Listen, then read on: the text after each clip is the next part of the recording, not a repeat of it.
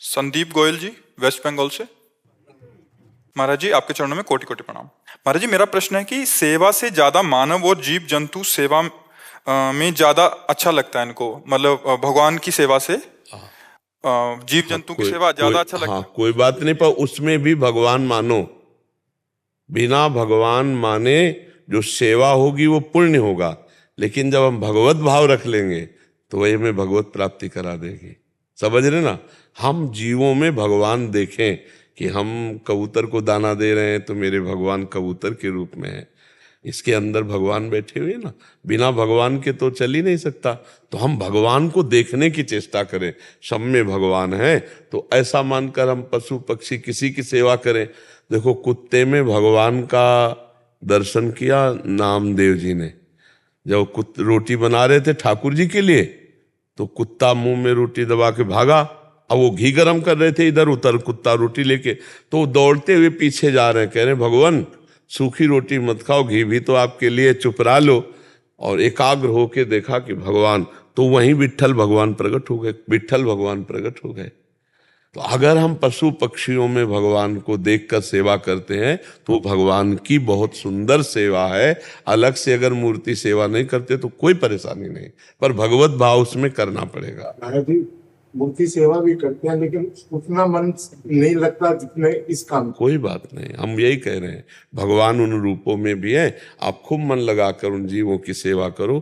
किसी जीव को कष्ट ना पहुंचाना और सुख पहुंचाना, ये सबसे बड़ी भगवान की सेवा है। इसीलिए हम उन लोगों से प्रार्थना करते हैं जो लोग मांस खाते हैं, पशु पक्षियों का, जीवों का, कि आपका जैसा शरीर प्रिय है ऐसे हर जीव का शरीर प्रिय है। और आप दूसरों का मांस उबाल के काट के खाते हो तो आपकी दुर्गति पक्की, आपके शरीर को बहुत कष्ट होगा, बहुत पीड़ा होगी। एक आदमी जिंदगी में कभी कोई पुण्य नहीं किया था, पर उसके मन में आता तो एक रोटी का आटा लेकर मछलियों को ऐसे जल में पवाता जाके। तो जब नरक में जाने के लिए उसकी तैयारी हुई तो देखा गया कि इसका पुण्य क्या है। तो बोले इसने मछलियों को, और मछली का अवतार एक बार भगवान लिए, मत्स्य अवतार लिए ना, मत्स्य अवतार, वो नरक से बच गया। और जब उसको दोबारा मनुष्य बनाया गया तो उसने पशु पक्षी जीव जंतुओं की खूब सेवा करना, कि एक मछली के दाना आटा खवाने से मैं नरक से जाने से बच गया और मुझे पुनः मनुष्य शरीर मिला, अब चांस नहीं खोएंगे। तो ये बहुत बड़ी बात है। जीव जंतुओं की जो हत्या करके शरीर में अपने ये सब राक्षसी प्रवृत्ति, बड़ी दुर्गति प्राप्त होती है। बहुत भाई लोग छोड़ दिए हैं, और कुछ लोग छोड़ तो दे ही दोगे, शरीर छूट जाएगा तुम्हारा तो ये सब, हाँ छूट तो जाएगा, ये सब अभी मान लो तो सदगति हो जाएगी, ना मानोगे तो दुर्गति होगी। छूट तो जाएगा ही, छूटेगा तो है ही जी। बहुत बढ़िया है, आपको पशु पक्षियों की सेवा करो। महाराज जी, पशु पक्षी को मारना अपराध होता है कि पाप होता है? देखो, अपराध का तात्पर्य होता है कि जो आज्ञा की गई है उसका उल्लंघन करना, उसे अपराध कहते हैं।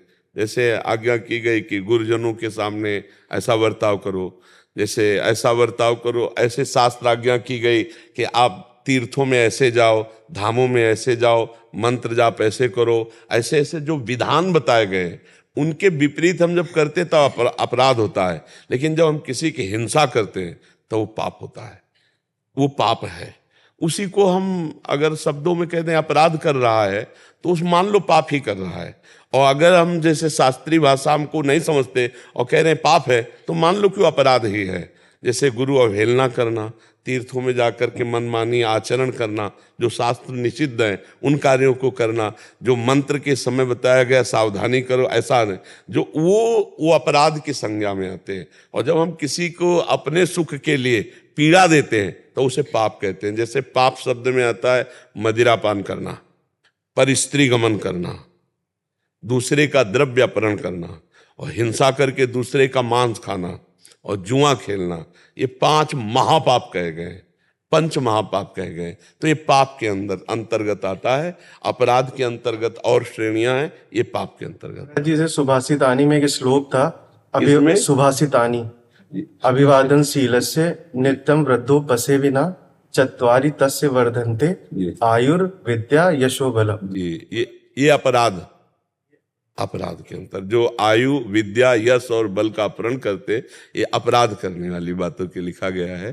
तो पाप का मतलब सीधे समझ लो, जिससे हम सुख लेने की लालसा से कष्ट देते हैं उसे पाप कहते हैं। और जब हम मनमानी आज्ञा उल्लंघन करते हैं और मनमानी आचरण करने की चेष्टा करते हैं तो अपराध बन जाता है।